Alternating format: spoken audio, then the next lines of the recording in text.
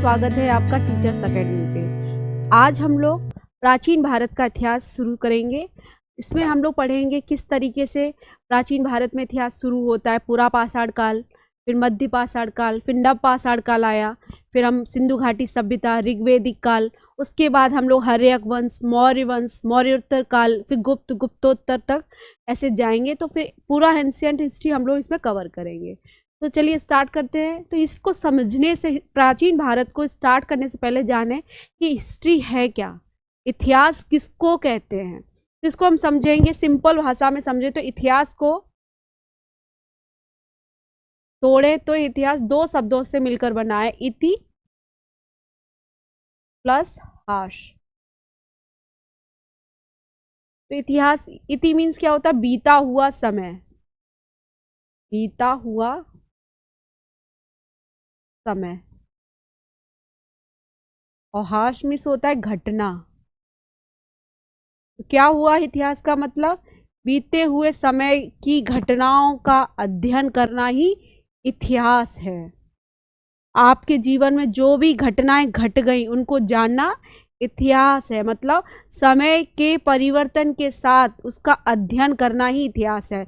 इसमें हम हर क्षेत्र में अध्ययन करते हैं, चाहे राजनीतिक हो, धार्मिक हो, सामाजिक हो, प्रशासनिक हो। हम समाज में हर भाग में उसको, हर क्षेत्र में बांट के उसके बारे में, उसकी व्यवस्थाओं के बारे में अध्ययन करते हैं कि किस तरीके से समाज डेवलप हुआ, किस तरीके से सब चीज़ें विकसित होती गई, किस तरीके से हमारे प्राचीन लोग रहते थे, या उनका साम्राज्य प्रशासन कैसे था, किस तरीके से मौर्य आए होंगे, मौर्योत्तर हुआ होगा, किस तरीके से आगे सल्तनत काल में, सल्तनत में क्या कहते हैं, गौरी आया, गजनवी आए। धीरे धीरे इन चीज़ों को हम लोग हिस्ट्री पढ़ेंगे।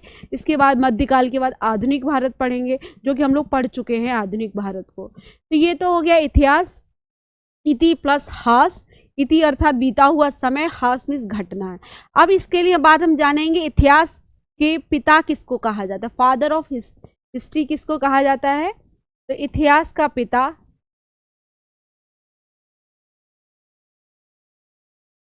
या फादर ऑफ हिस्ट्री किसको कहते हैं, हेरोडोटस। हेरोडोटस, इन्होंने अपनी एक बुक लिखी थी हिस्टोरिका, जिसमें सबसे पहली बात हिस्ट्री का उन्होंने उल्लेख किया, बताया कि इतिहास क्या होता है, किस तरीके से हम जानते हैं कि ये चीज़, ये घटना घटी, वो इतिहास बन गई। तो फादर ऑफ द हिस्ट्री किसको कहा जाता है, हेरोडोटस को। उनकी किताब है हिस्टोरिका। ये तो बेसिक हुआ कि इतिहास क्या है। इतिहास एक जो सब्जेक्ट के रूप में हम लोग पढ़ते हैं, उसके बारे में जाने कि क्या अध्ययन हो रहा है। अब हम इसके बाद जानेंगे जो इतिहास है, इसको समझने के क्रम में, या उसकी जो प्राप्त एविडेंस हैं, या किस तरीके से हम लोग जब प्रारंभ में इतिहास पढ़ना शुरू किया, तो क्या शुरू से ही हमें लिखित साक्ष्य प्राप्त थे उन चीज़ों के, जो वस्तुएं, जो सामान हमें प्राप्त हुए, क्या शुरू से ही हमें पता था कि वहाँ लिखित रूप से लिख के गया। उस भाग में इतिहास को बांटा गया 3 भागों में। तो पहले हम उनको समझेंगे। इतिहास को जानने के क्रम में इतिहास को 3 भागों में बांटा गया है। पहला बोलेंगे हम लोग प्रागैतिहासिक काल। प्रागैतिहासिक काल तो इंग्लिश में बोलते हैं प्री हिस्टोरिक पीरियड।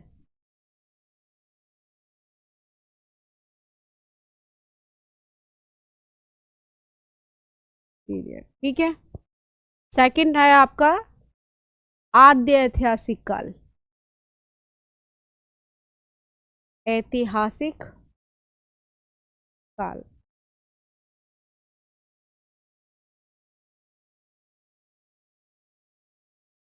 तो बोलते हैं प्रोटो हिस्टोरिक पीरियड।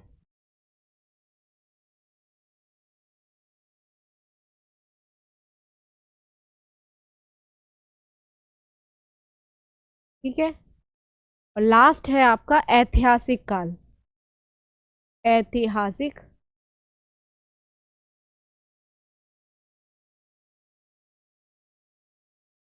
को बोलते हैं हिस्टोरिक पीरियड।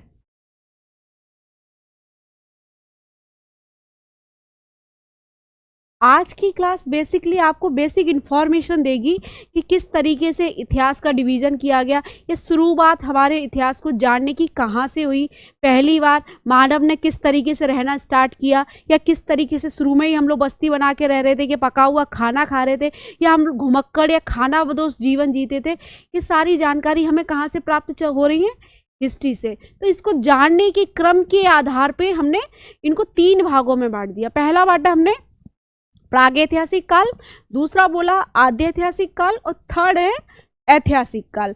अब इनमें अंतर कैसे डिफर करेंगे भैया, तीनों में क्या बेसिक डिफरेंस है जिसके आधार पे हमने तीनों को अलग अलग भागों में बांटा। तो जो प्रागैतिहासिक काल है, इसका मेन का रीजन है क्या है कि इसके ना तो हमें कोई लिखित साक्ष्य मिले हैं, जब साक्षी नहीं तो पढ़ा कैसे जाएगा। तो इसमें क्या है, ना साक्ष्य है,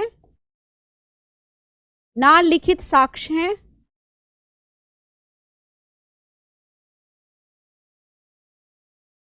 और ना ही पढ़ा गया। जब साक्षी नहीं है तो पढ़ा कहाँ से जाएगा, ना पढ़ा गया। मतलब यहाँ पे कोई हमें रिटर्न एविडेंस प्राप्त नहीं हुए हैं इस काल में। इस काल की पहचान हमने कैसे करेंगे, यहाँ पे जो मिली चीज़ें हैं, वस्तुएं हैं, जैसे पत्थर है, उनके आधार पे हमने बताया कि प्रागैतिहासिक काल है ये, क्योंकि इसके बारे में हमें रिटर्न एविडेंस कुछ मिला ही नहीं है।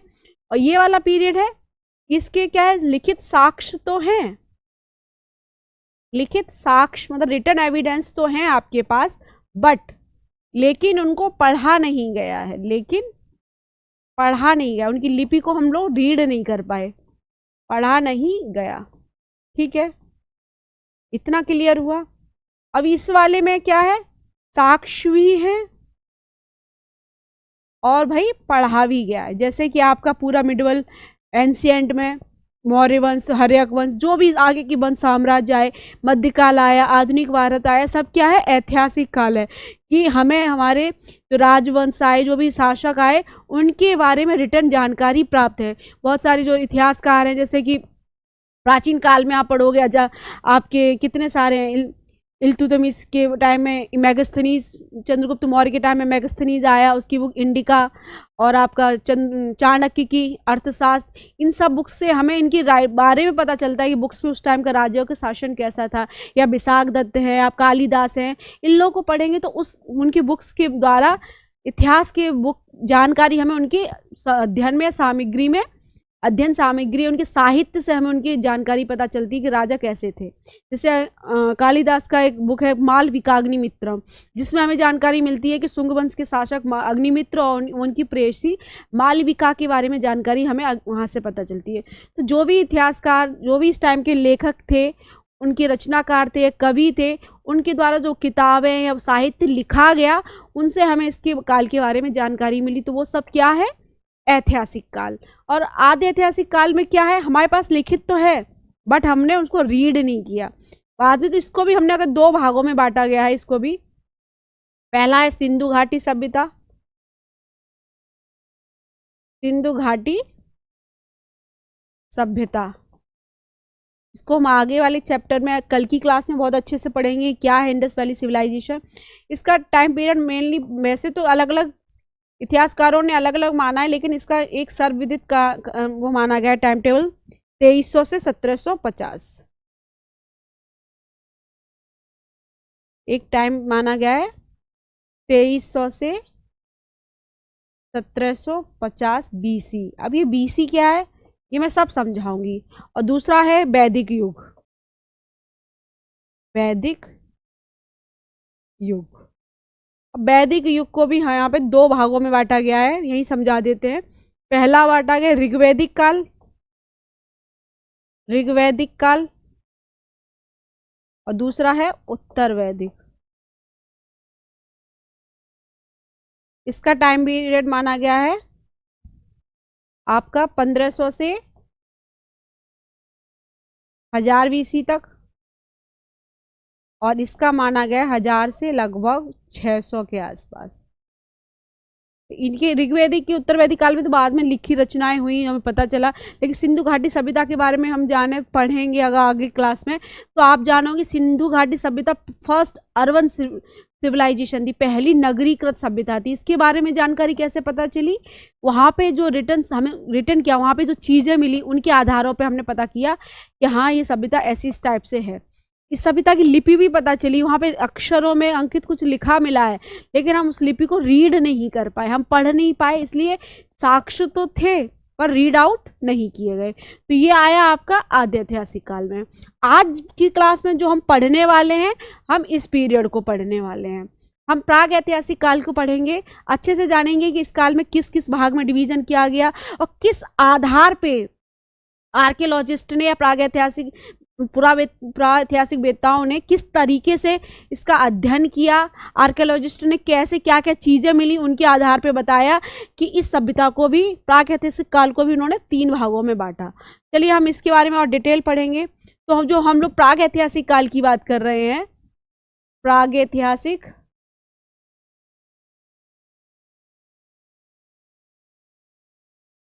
काल, इसको बोला गया प्री हिस्टोरिक पीरियड। क्या बोला गया है इंग्लिश में? Pre historic period. इसके बारे में पहला ही पॉइंट ये था कि रिटन एविडेंस है ही नहीं, तो पढ़े कहाँ से जाएंगे। और इसको भी इन्होंने 3 भागों में बांटा है। इसको 3 भागों में बांटा। पहला बांटा है पुरापाषाण काल,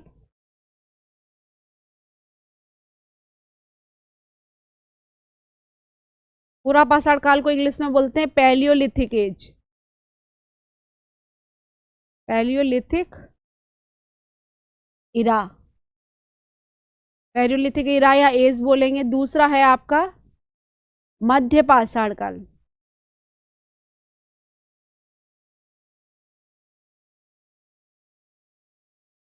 इसको बोला गया मीसोलिथिक एज, मीसोलिथिक इरा या एज बोल देंगे। थर्ड है आपका नियोलिथिक एज या नव पाषाण काल, नव पाषाण काल, ठीक है, इसको बोला गया नियोलिथिक एज,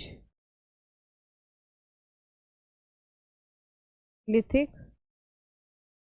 एज इरा, ठीक है। ये तो इनको 3 भागों में बांटा गया। ये पाषाण क्या है?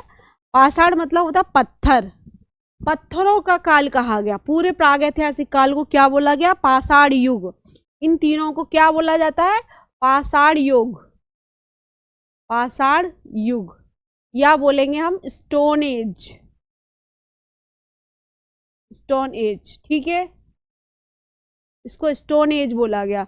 मतलब इस काल में जो प्राप्त पत्थर थे उनकी शेप साइज के आधार पे इतिहासकारों ने या पुरातत्वविदों ने इसका अध्ययन किया, आर्कियोलॉजिस्ट ने इसके बारे में स्टडी की, फिर बताया कि पहले किस टाइप के औजार मिल रहे हैं, उसके आधार पर अनुमान लगाया कि इंसान ऐसे तरीके से जीवन यापन करता था। फिर बाद में मध्यकाल में आते आते कुछ और इम्प्रूवमेंट दिखाई दिए, तो उन्होंने कहा ये हो सकता है पुरापाषाण के बाद का टाइम रहा हो। फिर मध्य पाषाण के बाद जो और चीज़ें उन्होंने आगे खुदाई की तो और फाइन चीज़ें प्राप्त हुई, जैसे बस्तियाँ मिलने लगी, प्रॉपर एग्रीकल्चर के एविडेंस मिलने लगे, पहिए का साक्ष्य एविडेंस मिले। तो उस आधार पर इतिहासकारों ने कहा कि पुरातत्ववेत्ताओं ने कहा कि नव पाषाण काल तक आते आते प्रॉपर तरीके से बस्तियां बना के जो आज का ह्यूमन बींग्स है उस तरीके से रहने के साक्ष्य प्राप्त हुए। तो हम लोग अभी इनको एक एक करके डिटेल पढ़ेंगे। तो यहाँ पे ये पैलियोलिथिक एज का जो टाइम पीरियड माना गया है, अज्ञात मतलब स्टार्टिंग ही नहीं पता, ये आइस एज से ही स्टार्ट हो रहा है, से लेके 10,000 BC तक। BC अभी मैं बताऊंगी क्या है। ये टाइम माना गया 10,000 BC से 4,000 BC तक, और इसको माना गया 4,000 से कुछ 2400 या 2500 तक मान लीजिए, 2600 BC, अब 2600 मानते हैं हम, 2600 BC तक, ठीक है। यह मोटा मोटा इसका टाइम पीरियड माना गया। एक्चुअली स्टार्टिंग कहाँ से हो रही है इसके कुछ एविडेंस नहीं मिले हैं। कुछ लोग कहते हैं आइस एज ही आगे चल के उसमें परिवर्तन आया, ग्लोबल वार्मिंग हुई, ग्रीनरी आई, फिर पाषाण पत्थर ही पत्थर मिले, उनको पाषाण युग कहा गया। तो पुरापाषाण काल और मध्य पाषाण काल के जो बीच का एज था उसको मीसोलिथिक एज या माइकोलिथिक एज भी कहा गया। अब हम इनको एक एक करके डिटेल में पढ़ेंगे आखिर है क्या। अच्छा, मैं एक चीज़ आपको बता दूं, इनको स्टार्ट करने से पहले ये जानेंगे कि मानव विकास के बारे में सबसे पहले हमें कहाँ, किसने बताया, किस व्यक्ति ने बोला कि मानव का विकास किस तरीके से हुआ? तो आप लोग शायद पढ़े होंगे चार्ल्स डार्विन को। चार्ल्स डार्विन ही पहले व्यक्ति हैं जिन्होंने बताया, मानव विकास के विकास क्रम को समझाया। तो आप याद रखिएगा, चार्ल्स डार्विन।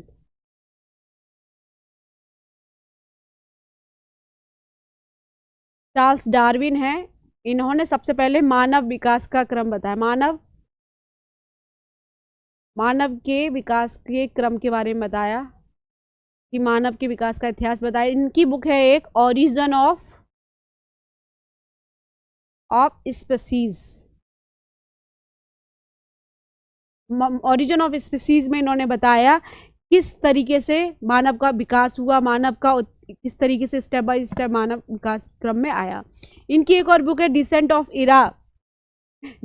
एज, इनकी एक बुक है जिसमें इन्होंने बताया कि मानव सबसे करीब किसका है, बानर से करीब समतुल्यता बताई, कि जो आज का मानव है होमो सेपियंस, जो हमारा वैज्ञानिक नाम है, वो आज का होमो सेपियंस है, वो निएंडरथल और क्रो-मैग्नोन के से आए हैं हम लोग। तो ये किस जानवर के समतुल्य हम लोग बताया गया, हमको किस जानवर का वंशज बताया गया, बानर में भी चिंपैंजी है जिसके तुल्य हम लोग हैं। बंदरों में भी बहुत प्रजाति थी, लेकिन हम लोग बानर प्रजाति के सबसे समतुल्य थे। बानर ही आगे जाके धीरे धीरे क्रो-मैग्नोन से हम लोग होमो सेपियंस वाले युग में आए। होमो सेपियंस बने या मानव कहलाए। मानव का, ह्यूमन बींग्स का वैज्ञानिक नाम होमो सेपियंस है, आप लोगों को शायद पता होगा। तो चलिए हम आगे स्टार्ट करते हैं अपना पूरा पाषाण काल। पूरा पाषाण काल के बारे में हम लोग जानेंगे। इसको क्या बोला गया है, palaeolithic age. Palaeolithic age, palaeolithic age या पैलियोलिथिक पीरियड बोलेंगे। तो इसमें क्या है बेसिकली एज, मैंने टाइम पीरियड आपको बताया, अननोन है, अज्ञात से 10,000 BC तक। अभी यहाँ मैं एक चीज आपको क्लियर कर दूं कि BC क्या है। मैं बिफोर क्रिस्ट, मैं बार बार बोल रही हूँ BC AD, तो कुछ तो अंतर होगा। तो हम इसको थोड़ा सा समझें कि एक जनरली माना गया कि ईसा मसीह के जन्म के दिन को एक वर्ष माना गया, 0 माना गया। ईसा मसीह के जन्म से आगे का जो टाइम है 1, 2 या जो भी 200, 300, उसको बोला गया AD, एन्नो डोमिनी। और इसके बाद का पीछे का टाइम है उसको बोला गया बिफोर क्रिस्ट,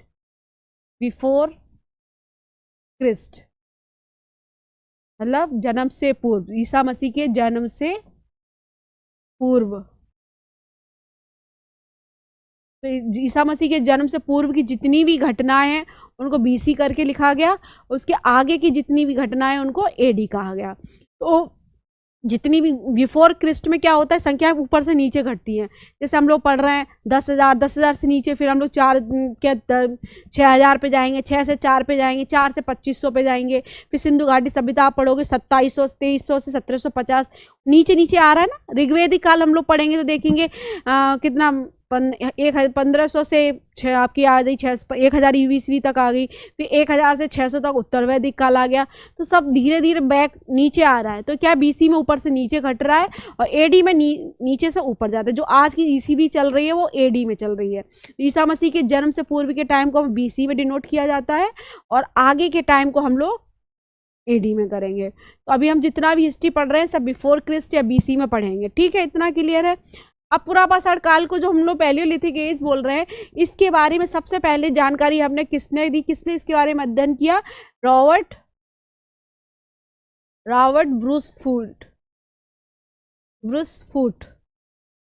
ब्रूसफूट हैं, एक आपके इतिहासकार या पुरातत्ववेत्ता हैं। इन्होंने सबसे पहली बार पूरा पाषाण काल के बारे में अध्ययन किया। इन्होंने पहली बार बताया कि किस तरीके से पहली बार मानव ने किस तरीके से रहना स्टार्ट किया होगा, या कहाँ कहाँ उसके एविडेंस मिले, या किस बेस पे वहाँ की जो चीज़ें प्राप्त हुई उस आधार पे बोला कि ये सबसे पुराना एज है, ओल्ड एज है। पाषाण मतलब स्टोन एज का सबसे इनिशियल स्टेज को पूरा पाषाण काल कहा गया, मतलब पाषाण में भी सबसे प्राचीन। इसमें क्या हुआ, इसमें क्या क्या स्पेशलिटीज़ थी, क्या क्या विशेषताएं थी जिसके बारे में हम लोग जाने। तो इस टाइम पीरियड की सबसे बड़ी विशेषता आप यही मान लीजिए कि इस काल में ह्यूमन बीइंग, जो हम लोग बानर के वंशज हैं, तो हम लोग पहले पेड़ों पे रहते थे। तो पहली बार मानव जमीन पे उतर आए होंगे। उन्होंने ना अपने खाने के लिए, इनिशियली तो उन्हें खाना बनाना तो आया नहीं। आप लोग हिस्ट्री पढ़ेंगे देखेंगे कि शुरू में प्राचीन काल में जो हम प्रभाषण काल स्टार्ट कर रहे हैं, तो हम स्टार्टिंग से ही थोड़ी खाना बनाना सीख जा रहे हैं भाई। खाना बनाने के लिए पहले हम लोग स्टेप बाय स्टेप बढ़ेंगे। तो ये देखा गया है, जो इतिहासकारों ने, पुरातत्ववेत्ताओं ने अध्ययन किया, उनके आधारों पे पता लगाया कि प्राचीन काल में, प्रापाषाण काल में ह्यूमन बींग्स खाने के लिए, अपने जीवन यापन के लिए खाना वदोष जीवन जीते थे। शब्द याद रखिएगा आप लोग, खाना वदोष। खाना वदोष का अर्थ होता है खाने की तलाश में एक जगह से दूसरी जगह भटकना। मोटिव रहने का नहीं है, खाने की तलाश है। मतलब वो इस जगह पे रुके हैं, यहाँ पे उनको क्या मिला, पेड़ों से फल फूल मिलता रहा तो चुन के खाते रहे। यहाँ के संसाधन खत्म हो गए तो चल के भैया दूसरी जगह स्टे कर लिया। तो क्या बोला जाता है उसको, खानाबदोश। तो पहली बार ह्यूमन बींग्स कैसा थे, मानव हमारे पूर्वज कैसे थे, खानाबदोश थे। खाने की तलाश में एक जगह से दूसरी जगह भटकते रहते थे। तो पहला क्या प्राप्त होता है, खानाबदोश जीवन था। ये लोग जीवन किस पर डिपेंड करते थे, खाद्य संग्रहण पे। खाद्य संग्रहण, खाद्य संग्रहण करते थे। और शुरुआत में शिकार के भी साक्ष्य मिले हैं आंशिक रूप से। शिकार के आंशिक एविडेंस मिले, आंशिक साक्ष्य का मतलब क्या है, यहाँ पे कहीं भी ये नहीं पता चल रहा है कि ह्यूमन बींग्स का प्रॉपर, मतलब जो खाने का संसाधन थे केवल शिकार ही था, ऐसा नहीं पता चला है। मतलब मेन मकसद था उनका खाद्य संग्रहण करना, गैदरिंग ऑफ फ्रूट्स, और फिर शिकार के द्वारा, मतलब छुटपुट उन्हें कहीं कोई मिल गया, जहाँ मतलब इजीली अगर अवेलेबल हो गया कोई जानवर, तो उन्होंने वहीं कहीं पत्थर वत्थर कुछ पड़ा होगा, चीज उठा के फेंकी, वो मर गया तो उसको खा लिया। तो सबसे बड़ी बात क्या चीज समझ में आई, लोग कैसे खाना खा रहे हैं, कच्चा मांस खा रहे हैं। कैसे शिकार के साथ मिले, कच्चे मांस के खाने के साक्ष्य मिले, कच्चा मांस खाते थे, कच्चा मांस खाना। ठीक है, ये तो दो चीज बेसिक इनिशियली, चलिए शुरू में ही थोड़ी हम सीख रहे हैं। तीसरा चीज मिला, पत्थर का उपयोग सीखना हुआ, पत्थर के औजार का प्रयोग। ये क्या चीज है, क्योंकि पूरा तो स्टोन ही एज है, तो जानवर को मारने के लिए भी तो कहीं से कोई पत्थर उठाया होगा ना। तो उन्होंने फेंका पत्थर उठा के, तो उससे उनको लगा जानवर मर गया, तो उनको आइडिया आया दिमाग में, भाई ये ऐसी कोई चीज है पत्थर जिसको मार के फेंकने पे जानवर मरता है या किसी को चोट लगती है तो हम खाना खा सकते हैं। तो उन्होंने पत्थरों को औजार के रूप में यूज करने लगे, टूल्स के रूप में यूज करने लगे। तो पहले इनिशियल स्टेज में जो टूल्स थे, क्या आज के जमाने के टूल्स थे या उनको मॉडिफाई किया गया था, ऐसा कुछ नहीं है। सिंपल ही पत्थर उठाया फेंक दिया। स्टार्टिंग में उनको पत्थर को ये करना भी नहीं आता था कि वो पत्थरों को मॉडिफाई करें, शार्प करें, पतला करें, पैना करें, ये सब आगे के टाइम पीरियड में हुआ। तो इनिशियली पत्थरों के औजारों का उपयोग शुरू हुआ। हमें प्राप्त हुआ कि यहाँ पे कई जगह, जैसे आपको पता चलेंगी, सोहन नदी घाटी है, सोहन नदी घाटी, बेलन नदी घाटी, यहां से हमें पत्थर के औजार मिले। जैसे आपको मिला चॉपर, चॉपिंग, हैंडेक्स, कुल्हाड़ी बोलते हैं, ये इस टाइप के औजार मिले। तो समझ में आया हमें क्या क्या मिल रहा है, पत्थर का औजार का प्रयोग करना सीख रहे हैं। सोन नदी घाटी से हमें औजार मिल रहे हैं, शिकार के आंशिक साक्ष्य मिले। एक चीज और यहाँ की हमें पता होनी चाहिए, यहाँ पे आग की आविष्कार हुआ,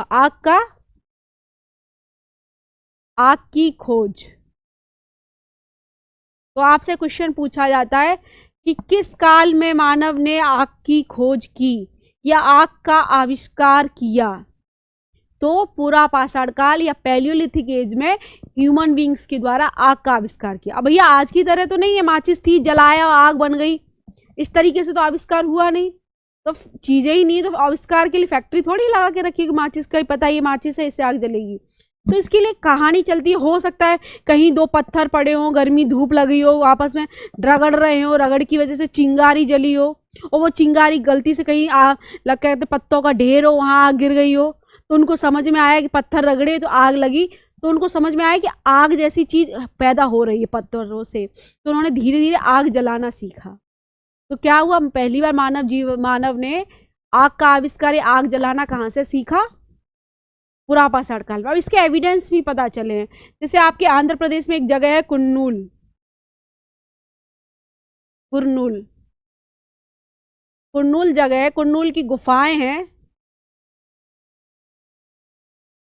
कुर्नूल की गुफाओं से हमें राख के एविडेंस मिले, राख के अवशेष मिले हैं।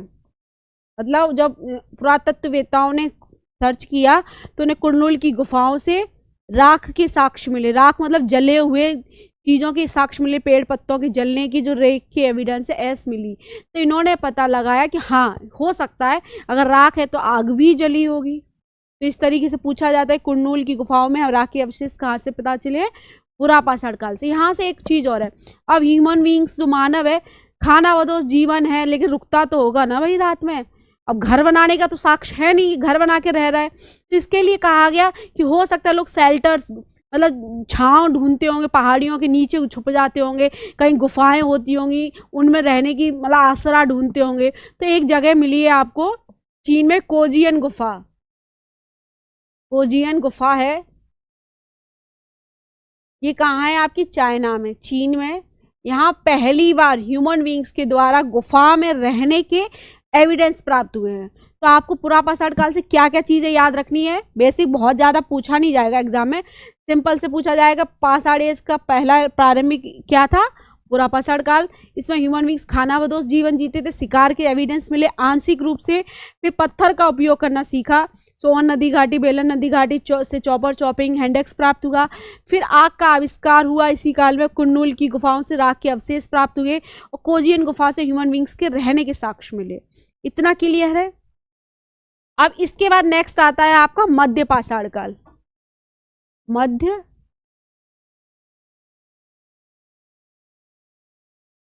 काल, इसको बोला गया मीसोलिथिक एज।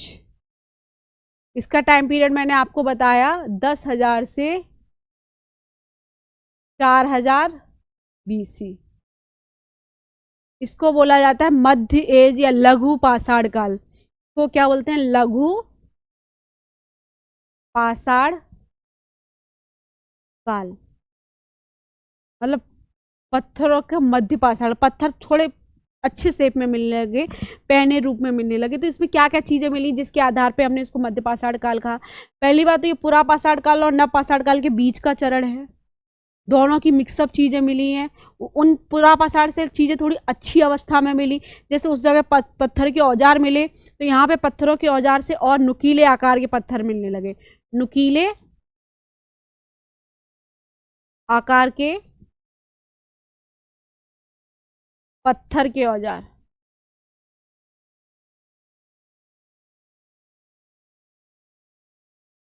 मतलब पत्थरों में पहले मोटे मोटे पत्थर उठा के फेंक रहे थे, फिर उनको थोड़ा दिमाग आया, आइडिया लगा यार इसको थोड़ा सा पैना किया जाए, रगड़ा जाए, तो नोकदार बन गए। तो नोक से शिकार करने पे और अच्छे से एकदम सटीक निशाना बन सका, है ना। पहले मोटा पत्थर मारते थे तो घाव नहीं लग रहा, लगा नहीं लगा, लेकिन पैना करके फेंका तो एक तीर के तरीके से चुभा, तो उससे क्या हुआ, उसको इस जगह स्पॉटिंग मतलब जिस जगह जानवर को मारा वहां चुभ गया, तो बेचारे को और ज्यादा चोट लगी, तो उनको शिकार करने में और आसानी हो गई। तो क्या हुआ, नुकीले प्रकार के पत्थर के औजार मिले। हाँ एक चीज और यहाँ पढ़ी जाती है, तीर कमान के साक्ष्य मिले, तीर कमान बनाना सीखे के साक्ष्य मिले। ठीक है, अब ये तो चलो मैं बता ही रही हूँ, यहाँ पे एक चीज और जान लो, इस मध्य पाषाण काल के बारे में सबसे पहले अध्ययन किसने किया है? कार्नाइल।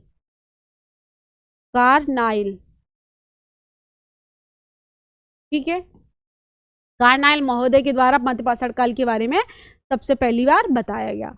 पुरापाषाण काल के बारे में रॉबर्ट ब्रूस फूट। ठीक है। अब इसके बाद यहाँ पे तीर कमान हो गया। जो शिकार आंशिक रूप से स्टार्ट हो रहा था, यहाँ पे शिकार के मतलब व्यवस्थित ढंग से शिकार होने के साक्ष्य मिले। शिकारी जीवन के साक्ष्य मिले, मतलब ह्यूमन बीइंग अब शिकार पे ही निर्भर हो गया अच्छी तरीके से। हाँ, यहाँ पे पशुपालन के भी साक्ष्य मिले हैं। पशुपालन पशुपालन के साक्ष्य पहली बार मध्य पाषाण काल में आपको मिला है आदमगढ़। आदमगढ़ जगह है आपके मध्य प्रदेश में, होशंगाबाद जिले में पड़ती है। होशंगाबाद। यहाँ पे रॉक पेंटिंग मिली है, मतलब जो चट्टान है उस पर थोड़ी खुदाई करके चित्र बनाए गए हैं कि जैसे जानवरों के पीछे ह्यूमन बीइंग तीर कमान लेके भाग रहा है। तो इससे अंदाजा लगाया पुरातत्ववेत्ताओं ने कि हाँ, यहाँ पे ह्यूमन बीइंग पशुपालन करने लगा। पशुपालन में सबसे पहला जानवर पालतू बनाया गया। पालतू जानवर पहला तो कुत्ता, पहले पालतू जानवर के साक्ष्य मिले कुत्ता। ये कहाँ से मिला है आपको? राजस्थान के बागौर। पूछा जाता है, बागौर से सबसे पहली बार साक्ष्य मिले। ठीक है, यहाँ से सबसे पहली बार इलाहाबाद के आसपास से आपको पहली बार मानव बस्तियों के एविडेंस मिले, मानव बस्तियां बनाना साक्ष्य मिला। यहाँ से मध्य पाषाण काल से आपको मानव बस्ती इलाहाबाद से आपको मिले मिट्टी के बर्तनों के साक्ष्य मिले हैं, मिट्टी के बर्तन। यहाँ पे पता चला कि जब ह्यूमन पशुपालन स्टार्टिंग कर दिया तो हो सकता है छुटपुट रूप से खेती करने लगा, प्रॉपर एग्रीकल्चर के एविडेंस नहीं मिले, छुटपुट के रूप में उन्होंने मिट्टी के बर्तन बनाना स्टार्ट किया हो, चीज़ें स्टोर करने लगे हों। पशुपालन किस बेस पे किया होगा इसके बारे में बताया जाता है कि हो सकता है इंसान छुटपुट चीज़ें वहाँ रहने लगा होगा तो उनको हार्म करते होंगे, रात में चोट पहुँचाते होंगे, तो उसके लिए उन्होंने जानवरों को कैच करके बांध के रखा। तो बांध के रखा तो उनको समझ में आया, बांध के रखे, जब भूख लग रही है भाई तो उसको मार के खा लिया, तो इनको लाइव फूड मिल गया। पहले तो मान लो खेती करेंगे, कुछ बोएंगे, ढूंढने जाना पड़ेगा ना एग्रीकल्चर पेड़ पत्तों को, तो वहां जाने के लिए थोड़ा टाइम लगेगा, भूख लग रही तुरंत तो नहीं खा सकते। और उन्होंने लाइव फूड के रूप में, मतलब जानवर उनको परेशान कर रहा है रात में, उन्होंने उसको बांध लिया, तो ये जब भूख लगी उसको मार के खा लिया। तो उनको एक और चीज़ सीखने मिली कि हम पशु को पाल सकते हैं। इसी तरह हो सकता है कोई गाय भैंस के टाइप में कोई चीज़ पाली गई हो, तो बाद में पता चलो उससे दूध भी मिल रहा है, प्रोडक्शन भी हो रहा है। तो इस तरीके से खाने के रूप में, भोजन के रूप में उन्होंने जानवर को पाला, ना कि ऐसा कि पालतू रूप से बनाने की कोई अभी साक्ष्य मिले हैं। पहली बार यहाँ कुत्ते के रहने के साक्ष्य मिले हैं। मध्य पाषाण काल से बेसिकली यही सब चीज़ पूछी जाती है कि नुकीले तीर कमान के औजार साक्ष्य मिले। पशुपालन के पहली बार साक्ष्य किस एज से मिले हैं आपको? आदमगढ़। अच्छा, मध्य पाषाण काल की एक बहुत ही इंपॉर्टेंट साइट है, क्या बोलते हैं, भीमबेटका। भीम बेटका, ये मेनली पुरा पाषाण काल और मध्य पाषाण काल के बीच की साइड है। इसका टाइम पीरियड माना गया 8000 BC। भीमबेटका जो साइट है बहुत ही इंपॉर्टेंट साइट है मध्य पाषाण काल की, क्योंकि यहाँ के जो साक्ष्य मिले भीमबेटका की जो गुफाएं हैं। भीमबेटका पहली बार है कहाँ ये जानो, ये MP में भोपाल के पास है। भोपाल MP में है, MP की कैपिटल है भोपाल, उसके पास है। तो वहाँ पे है भीमबेटका। वहाँ की गुफाओं में पहली बार पेंटिंग मिली है हमें को, भित्ति चित्र मिले हैं। उन चित्रों में पहली बार देखा गया जानवर दिखाए गए, हाथी, भेड़, बकरी, मतलब कुत्ता, मतलब अलग अलग जानवर, पीछे आदमी शिकार करते हुए पता चला। जिससे क्या उन लोगों को अंदाजा मिला कि हाँ, इस काल में ह्यूमन बीइंग के द्वारा, मानव के द्वारा व्यवस्थित ढंग से शिकार किया जाने लगा। और इससे एक और चीज़ मिली, लोग गैदरिंग करके, मतलब इकट्ठे एक जगह एक जीवन की तलाश में रहने लगे, स्थायी रूप से निवास करने के साक्ष्य प्राप्त होने लगे। तो भीमबेटका की साइट बहुत इंपॉर्टेंट है। पूछा जाता है कि किस मध्य पाषाण कालीन स्थल से हमें भित्ति चित्र या गुफा चित्र के साक्ष्य पता चलते हैं, तो भीमबेटका। भीमबेटका की जो गुफाएं हैं, केव्स ऑफ भीमबेटका हैं, इनको आज स्टैटिक में हम पढ़ेंगे तो 2003 में यूनेस्को की विश्व धरोहर सूची में शामिल किया गया है। यूनेस्को जो हमारी वर्ल्ड साइट है, वो विश्व की जितनी भी धरोहर चीज़ें उनको एक संग्रहित करती है, तो उसमें 2003 में भारत की तरफ से भीमबेटका को शामिल किया गया। ठीक है, इतना क्लियर है। इसके बाद हम लोग पढ़ेंगे आपका नियोलिथिक एज। अरे यार,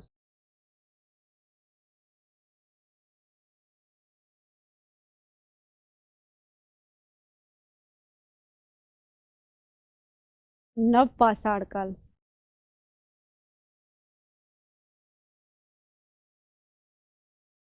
क्या बोला गया? Neolithic age. नियोलिथिक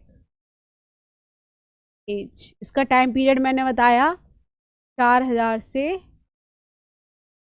2600 BC, कहीं कहीं 2400 भी मिलता है। तो इसके बाद ताम्र युग शुरू हो गया, 2600 2400 अलग अलग हो सकता है। तो इसके बारे में क्या हुआ, जो अब तक विकास क्रम चल रहा था, कैसे पहले ह्यूमन खानाबदोश था, फिर धीरे धीरे उसने शिकार करने से पूरी तरीके से निर्भर हो गया। तो यहाँ पे प्रॉपर रूप से एग्रीकल्चर के साक्ष्य मिले, प्रॉपर रूप से कृषि के साक्ष्य।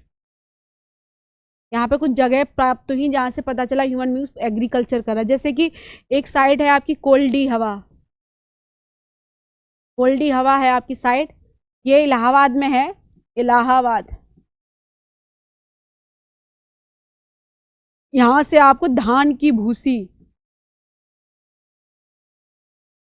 भूसी के साक्ष्य मिले, पूछा जाता है धान की भूसी के साक्ष्य मिले हैं, ठीक है। यहां से कृषि के साक्ष्य, कृषि किसे कहते हैं पहले तो ये जानो। तो इसके ऐसा तो नहीं ह्यूमन बींग ने एकदम से बीज मिल गए उन्होंने खेती कर ली, ऐसा नहीं हुआ। हो सकता है मध्य पाषाण काल में जो मैंने बताया पशुपालन छुटपुट रूप से उनने रह रहे हैं, बस्ती बना के रहने लगे, धीरे छुटपुट रह रहे हैं। तो क्या हुआ, हो सकता है वहां पे उनको कहीं कहीं कुछ बीज गिरे मिले हों, गेहूं और जौ के बीज पहले प्रारंभिक अवस्था में मिले, बोला जाता है मेहरगढ़ से जौ और गेहूं के साक्ष्य मिले हैं, मेहरगढ़ से जौ, बार्ले और बीट, गेहूं,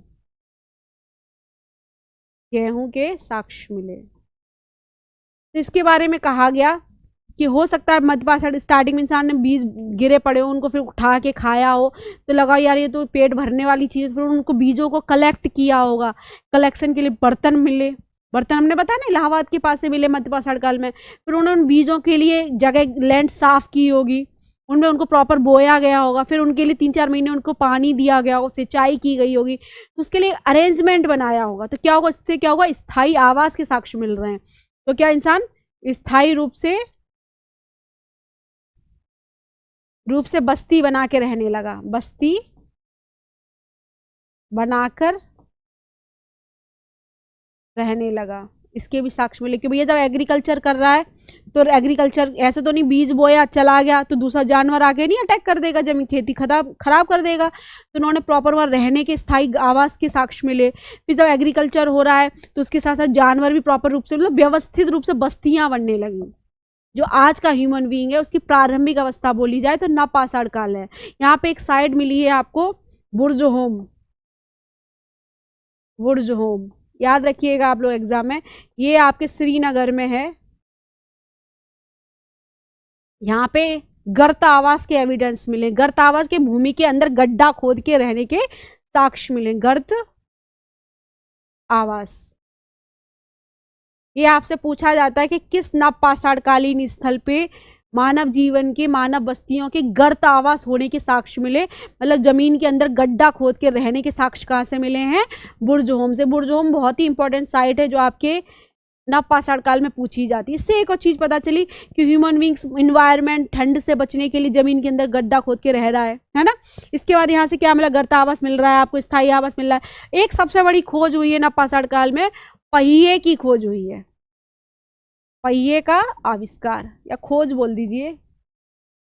पहिए की खोज के बारे में कॉन्सेप्ट चलता है कि हो सकता है एक कहानी अवधारणा क्रिएट की कि कोई बड़ा सा विशाल पत्थर होगा, वो लुढ़कते लुढ़कते नीचे चला गया कुछ दूरी, तो उनको लगा कि यार ये तो बहुत आसान है, इस चीज़ लुढ़का तो पहुंच जाए, तो गोल गोल शेप हुई होगी। फिर उन्होंने उस पर कुछ चीज़ें रख के ले जाना शुरू किया होगा, तो बोले कि ये तो हम जो उठा के ले जा रहे हैं तो उसकी अपेक्षा हम चीज़ इसके ऊपर किसी पत्थर पे गोल पर रख के लुढ़का दो तो ईजिली पहुँच जा रही है। तो उनको धीरे धीरे इससे आविष्कार पता चला कि हाँ इन पहिए उनको बना के हम किसी ऐसी गाड़ी बनाई जाए तो उस पर हम उसको लगाए तो इजीली आने जाने का, यातायात का साधन बन सकता है। धीरे धीरे धीरे चीज़ें इन्वेंट हुई हैं। पहिए का आविष्कार पूछा जाएगा तो आपसे किस एज में हुआ है, नियोलिथिक एज में। नियोलिथिक एज पहिए का आविष्कार हो गया, स्थायी रूप से बस्ती हो गई। और यहाँ से आपको शिल्प कला के साक्ष्य मिलते हैं, शिल्प के साक्ष्य, मतलब पेंटिंग वेंटिंग के साक्ष्य मिलने लगे, प्रॉपर रूप से ह्यूमन बीइंग रहने लगा। जो आज का मानव है उस तरीके की अवस्थाएं चीज़ें मिलने लगी।